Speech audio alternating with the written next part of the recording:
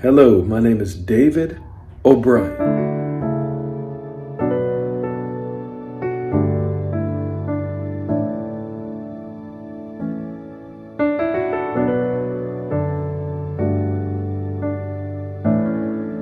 And I'm here for your success in the areas of purity.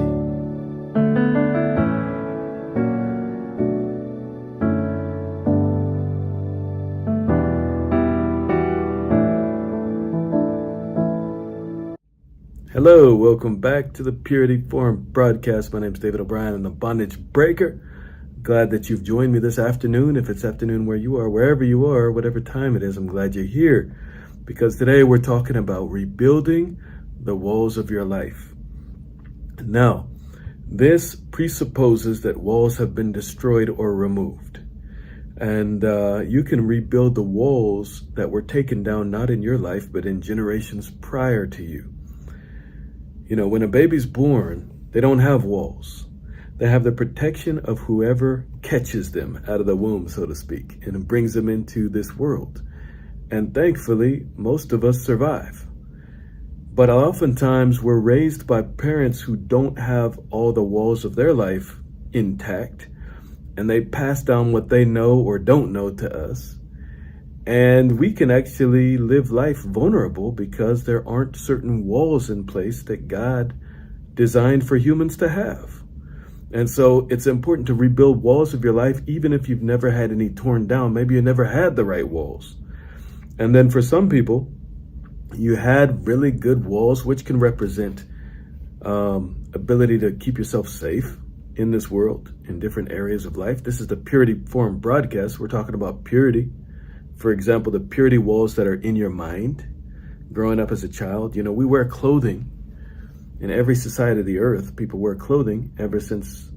You can look in the Bible, the book of Genesis, where God started that whole thing of wearing clothing. And it's very important because it allows for an intact boundary or wall in the mind, just in daily life. And so that can be, that wall can be broken, in which case you need to rebuild it. And I'm going to teach you in this short teaching how to do so. So God will help you supernaturally to rebuild the walls of your life. You could have hurt your boundaries through a boyfriend, so to speak. You know, in the United States culture, which is spread around the world, a lot of times people do boyfriend, girlfriend, and a lot of times they get too close within within that relationship that was set up. In American culture recently, it was just a few decades ago, they started that. And a lot of times people will just kind of, like a bull in a china shop, just go past their boundaries and things and hurt themselves, hurt the other person, really hurt the walls of their life through that relationship. Now, that's never the focus. Our focus is forward, and our focus is on good things because God is doing good things in your life at all times. There's a good God, and you're here for a reason. And he's working in your life. That's why you're hearing this teaching right now, so that he can touch you. And when he touches us, the past doesn't matter because he brings to life things in our soul. He brings things to life in our mind, in our soul, in our body. And things that maybe were dead or dormant for a long time, he can bring to life very quickly just with the touch. And so we're letting God restore us and rebuild the walls of our life so that you basically have a more comfortable life. You know, if you don't have a wall, the wind will blow in to your living space and it can cause discomfort. It can actually disrupt the work that you're doing, what you're doing in life. God has things for you to do.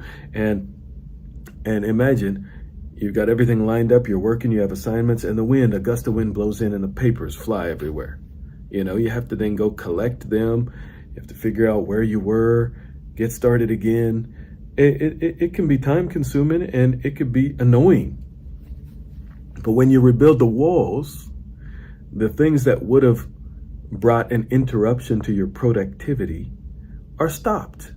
It's not that the wind didn't stop. The wind did not stop. It's not that the wind stopped. It still blows, but it can't reach you because you're inside of secure, strong walls. So how do you put those walls in place in your life? First of all, I want you to understand that truth is a wall.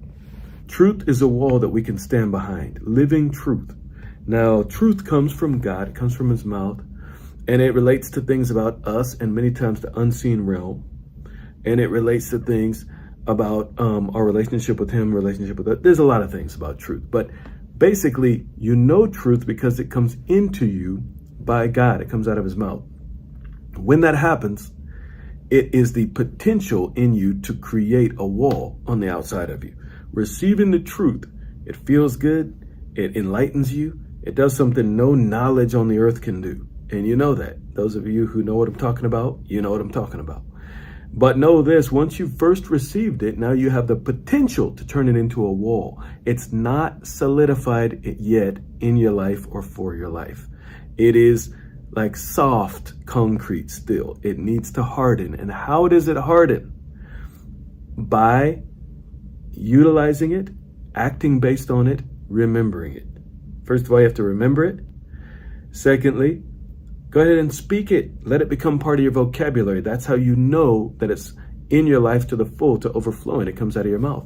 And then, very importantly, stay within that truth despite opposition. In other words, there will be a test. There will be some sort of a reason, something trying to draw you away from that truth, to think or act on a lower level, almost reality. But it's not. Usually it's a deception, some kind of lower level way. If you push through that, which is our job, we're putting up walls, good, strong, healthy walls. And so if you keep your eyes on the truth you received, which requires conscious effort, going back over your notes, sitting with God, talking about these truths, praying about them or whatever, thinking about them, speaking them, teaching them to others, whatever it takes, definitely teaching them to others, speaking them when you're alone, then those truths harden into a very helpful, productive wall for you, very functional wall in your life. And basically there are thousands, there are millions of truths, and these can all create different angles and aspects of the walls of our life, because we're building a mansion here.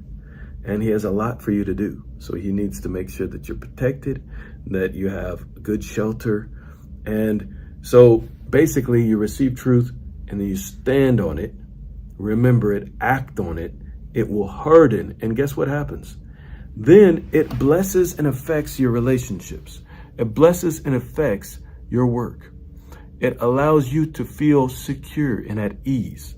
You know, when you're living in a house, you feel secure and at ease. If you're homeless, you never know. Is there a raccoon or some kind of animal going to come and bite your toes when you're trying to sleep? Is someone going to come steal your stuff, your radio or whatever? So I'm speaking in funny terms, old language radio. But point being is, your cell phone, you need the security of walls. So the walls are there through God. He helps. He gives you truth that you need. You have to spend the time to gather the truths. Then you have to let those truths become your new reality. And that's a conscious thing that you have to choose to do. It doesn't happen just automatically. Part of it does, but then you have to hold to the truth so that they become stable for you. And these truths can be diverse. They can be in any area of your life, relationships and everything else. So go after the truth, find it and put it into place and let it become a new level of protection and security for you.